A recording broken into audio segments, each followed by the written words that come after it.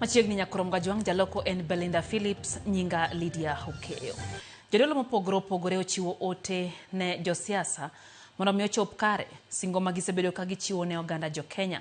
Kutane kod Anthony Muheria ma en Archbishop ma Kopere Manyeri kod Philip Anyolo ma Nairobi gijiwo hera kod kwee e kindegi mag sikuku.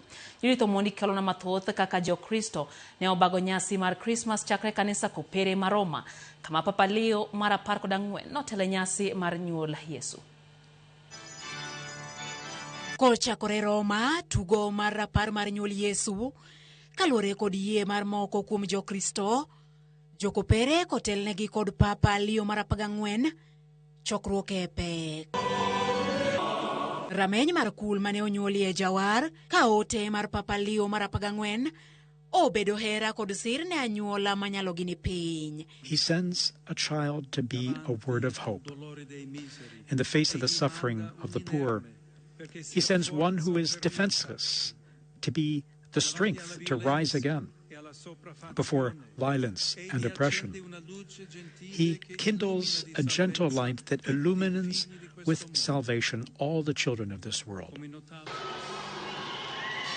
E Kenya ka, kochakore nyoro otieno, jo Kristus mabende oriwore yie mar nyuol Yesu Kristo tarik 25 higa ka higa, oruo piny gi mor. Wer kod lamo e ute lamo ma opogore opogore. Kowuokie kaunti ma Kisumu, ote mar hera kod chiemo e tawa achiel orieny. Ji mang'eny chandore nikech kotimo marach.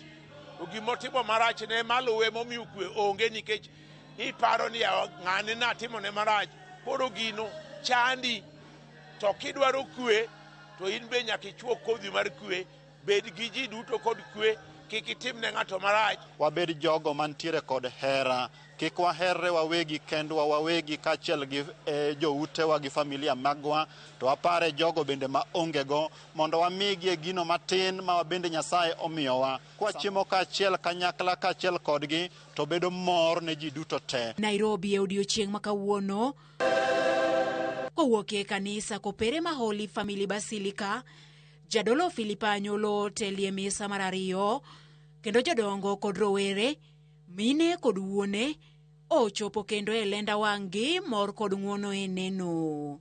Kae ma Jodolo Anyolo okwaye jopiny mondo rwak Kristo e kindegi mag tem ma Kenya osewito e ji mathoth ahinya to e masira mag apaya. We know we have a lot of economical challenges and many other issues that can hinder any joy.